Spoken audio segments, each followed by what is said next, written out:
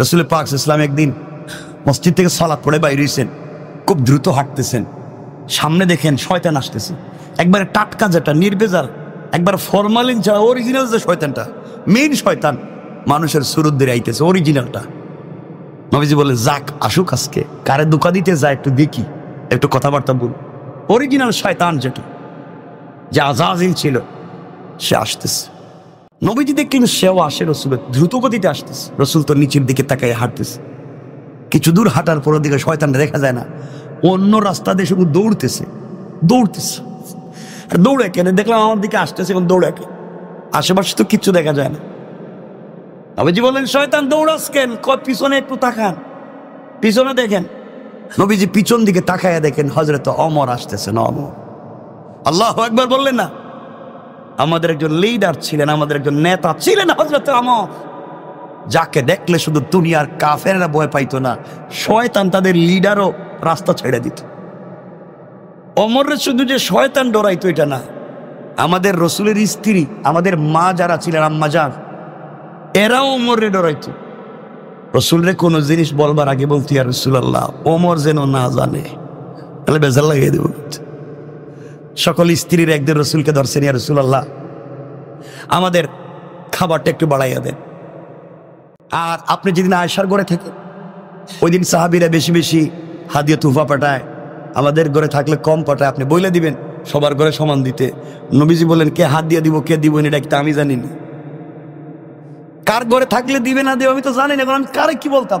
কয় না আপনি বলা লাগবে, আপনি বলা লাগবে আমাদেরকে সমান করে, সবার ঘরে যেন সমান করে হাদিয়া দেয়। নবীজি বলেন আমি তো পারবো না। নবীজির মেয়ে হযরতে ওমরের মেয়ে হাফসাও ছিলেন, তিনি বলছেন ইয়া রাসূলুল্লাহ আমরা সবাই কিন্তু ঐক্যবদ্ধ, আমাদের কথা শুনতে হবে। হঠাৎ রসুল শুনেন দরজাকে সালাম দিতেছে। নবীজি বুঝলেন হযরত ওমর, দরজা খুলে দিলেন, পিছনে তাকিয়ে দেখেন স্ত্রী একজনও নাই, আল্লাহ সব ভিতরে।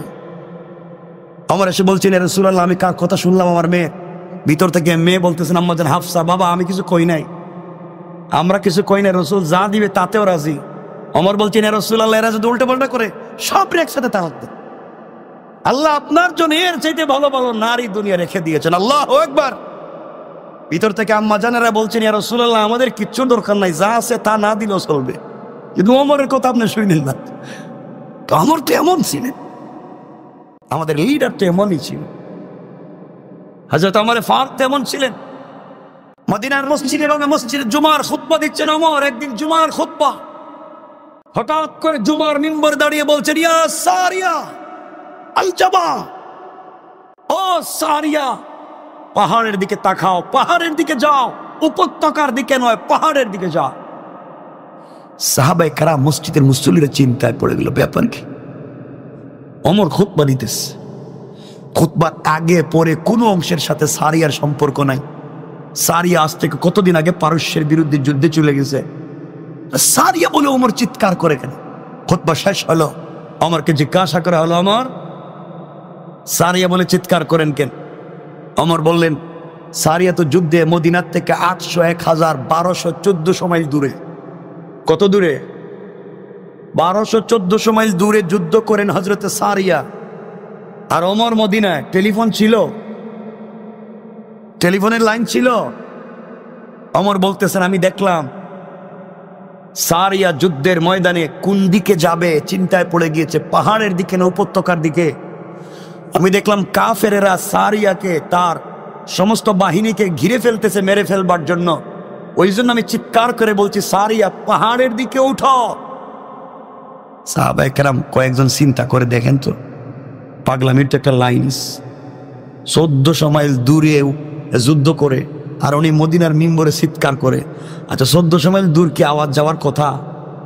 আপনারা তো আসতে বললেন, বলেন না যাবে, সাধারণ নিয়ম অনুযায়ী যাওয়ার কথা না। মদিনার মানুষ চিন্তা করলো দূর, যা কইছে তো কইছে, আমরা একটু পরীক্ষা করে দেখি, কয়েকদিন পরে তো সারিয়া যদি সত্যি বিজয় লাভ করে তো আসবে। কিছুদিন পরে হযরতে সারিয়া বিজয়ী বেশে মদিনায় আসতেছেন। মদিনার উপকণ্ঠে সমস্ত মদিনার মানুষ অভ্যর্থনা জানাইতেছে আর ডাক দিয়ে বলতে সারিয়া এটা সত্য কথা বলো তো, অমুক তারিখের অমুক জুমাবার তোমরা কি কোনো উমরের কথা শুনছো?